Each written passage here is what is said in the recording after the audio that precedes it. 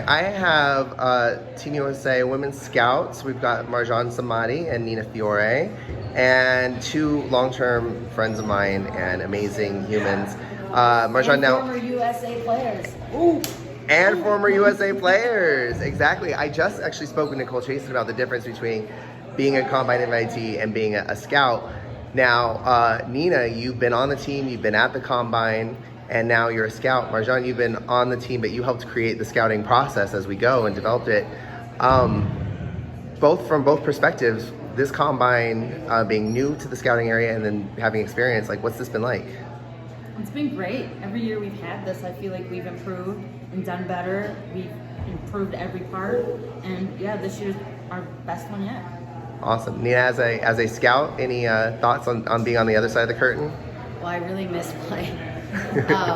But you know what's really awesome is, we both have been on Team USA, so I think what's really interesting is knowing what it takes to stay there and to stay competitive on that edge, and also to the nerves that go into it. So it's really interesting to watch the ebb and flow of a player over the course of the day, where I know, like, okay, well, that's a player that got a little nervous and that might not have been a normal thing that they'd have done that may have gotten them out or whatever. So it's been interesting as a scout to go decipher what is an agility issue or an accuracy issue or an athletic issue or what's actually truly nervousness.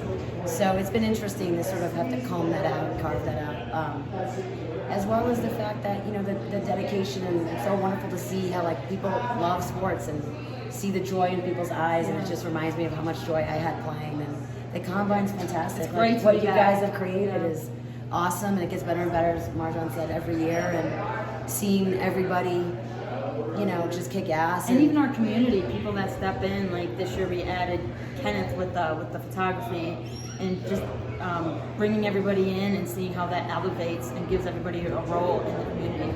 Something professional athletes go through. They do media, they do interviews, and what happens in the and you just turn better with perfection, age better with perfection. Hopefully I'll have some wisdom to impart.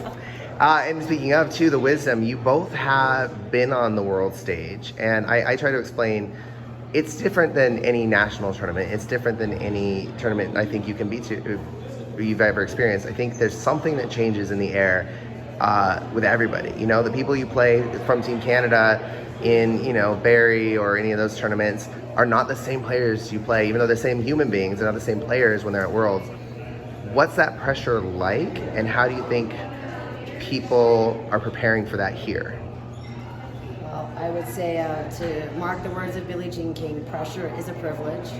And I think the people that rise to the challenge of that are the ones that are able to play within themselves and recognize it as a God-given or source-given gift to be here and to be in your full expression as an athlete on the court. I think when you can go back to the joy of it, regardless of what's around you, regardless of who's cheering your name, regardless of what's on the line, medal, or whether you're the one person left facing down 4 and it's 5-4 in the game score and you're trying to not get a tie or whatever.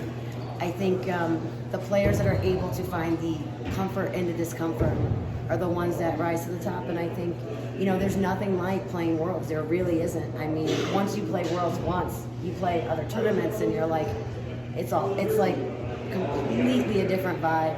Again, and no disrespect to other tournaments, it's just the vibe. It just is what, Well, I think the nerves that, usually when you play a tournament and you make that first catch or that first hit and you break a seal and you're like, okay, and all the nerves just they just shake off, like, loosely.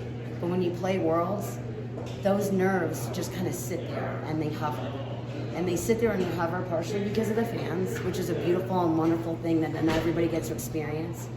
And, you just have to play within that. But it forces you to, I think, find the joy of why we're out here, for our sport, for our country. And meeting everybody from all the other countries. Oh yeah, that was the best. It's so much fun. We're still friends with people from all the other teams, which is awesome. But also cheering on, feeling that you're the best in the country for your own country is an amazing, amazing feeling. I mean, I'll never forget that, ever. I mean, it was probably one of the most favorite things ever experienced on this planet. And watching you kick ass. Yeah, girl. I love it. Yeah. Yeah, so Marjan, what are you with your experience too now, third combine, again, you've been so instrumental in help developing this process and improving this process every year. What are you looking for specifically in players this time that maybe you're a little more focused on? Given the cloth elements and that we're almost playing 2 tournaments in one, we have to open it up to more players and bring in more for training, and that, you know, and even like the co-ed stuff. So I think there's a lot more that we're looking for, just because it isn't, you're going there and just playing in a women's tournament with foam. There's just a lot more into it. So we've been looking at a lot of different stuff, like Nina said, the agility, the conditioning, their throw accuracy, their throw speed, and how that translates over the course of the day and the weekend. And also the words of the wonderful Ted Lasso, how well can you be a goldfish? And let it go. Because you get a lot of dodgeball to play. You've got a lot of people around you, whether you're playing with women's and the co-ed and the cloth, you gotta shake stuff off.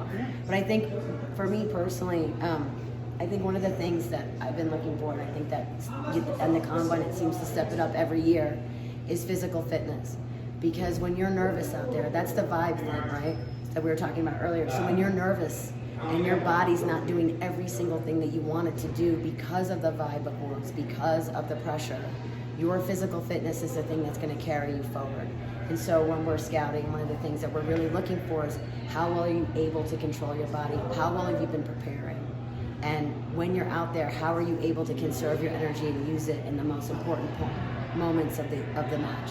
And then just to wrap up, because again, I love all this insight. I can talk to you guys. I should be able to talk to you guys for hours with this, but we don't have time. I can talk for hours about all of this. I know. I have lots of theories. And but bringing in, I know Marjan, you mentioned to me, but to the world now, bringing in new blood and how important it is to bring in that next generation of dodgeballers. Yeah, and are you seeing a lot of that here? I am seeing a lot of new faces. Yeah, a lot of people that I didn't know their names before, which is great. You're seeing new blood here, and it just opens it up. We're bringing in new people, and then they take what they learn here and they bring it back to their city, and then that's just how this grows. It's exciting to see the merging between the new and some of the veteran players. It's been really cool. And, Veteran, a nice way to say old. I did not want to say old because it's just wise. I love it. Well, you guys have a lot of work still left to do and tough decisions to make, so thank you so much. Thank you.